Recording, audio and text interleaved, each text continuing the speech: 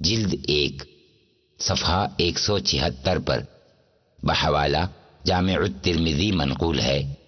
فرمان مصطفیٰ صلی اللہ تعالی علیہ وآلہ وسلم، جو کسی مجلس میں بیٹھا پس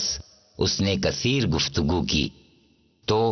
اس مجلس سے اٹھنے سے پہلے کہے سبحانک اللہم وبحمدک اشہد ان لا الہ الا انت استغفرک واتوب الیک۔ ترجمہ: تیری ذات پاک ہے اور اے اللہ عز و جل، تیرے ہی لیے تمام خوبیاں ہیں، میں گواہی دیتا ہوں کہ تیرے سوا کوئی معبود نہیں، تجھ سے بخشش چاہتا ہوں اور تیری طرف توبہ کرتا ہوں تو بخش دیا جائے گا جو